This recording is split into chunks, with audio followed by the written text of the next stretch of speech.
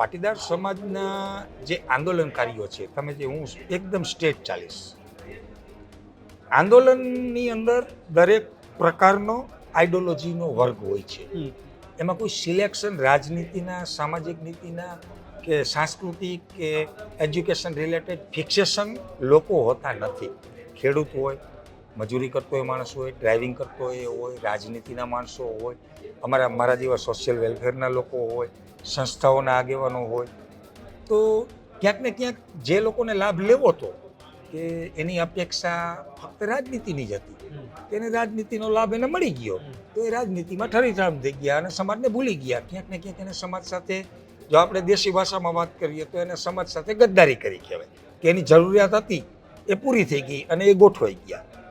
તો અમુક ચૂંટાઈને જે ગયા છે એ ગેરહાજર હતા. એ તમારો એકદમ સરસ સવાલ છે અને મને મારો ગમતો સવાલ છે કે જે સમાજે તમને આવડા મુદ્દા મોટા કર્યા છે, આટલું બધું આવડું મોટું સરદારની કમ્પેરિઝનનું બિરુદ આપ્યું હતું, છોટે સરદારનું. તમારી પાછળ એક અવાજથી લાખો યુવાનો કામ ધંધો રોજગાર મૂકીને રોડ ઉપર ઉતરી જતા હતા, પરિવાર છોડીને.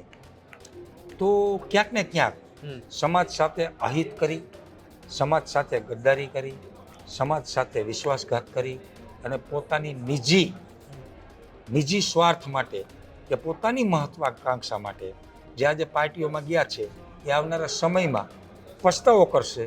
અને એની પરિસ્થિતિ જે ભારતીય જનતા પાર્ટીમાં ઘણા બધા નેતાઓ કોંગ્રેસમાંથી વેચાઈને ખરડાઈને જે ભારતીય જનતા પાર્ટીમાં જોઈન્ટ થયા છે ને એની જે હાલત અત્યારે છે ધોબીના કૂતરા જેવી, જેને દેશી ભાષામાં કહેવાય કે નહીં ઘરનો નહીં ઘાટનો. એટલે જે સમાજ છોડીને ગયા છે પાર્ટીને વાલા દવલા થવા માટે, એને જ્યારે પાર્ટી છોડશે ત્યારે આ સમાજ સ્વીકારશે નહીં. તો એની પરિસ્થિતિ ધોબીના કૂતરા જેવી થશે.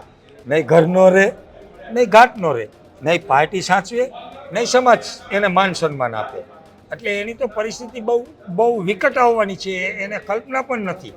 કોઈ પણ કોમ્યુનિટીમાંથી કોઈ પણ વ્યક્તિ આવતો હોય, સમાજ સર્વસ્વ હોય છે અને સમાજનું સ્વાભિમાન દરેક વ્યક્તિને પોતાના સમાજનું હોવું જ જોઈએ.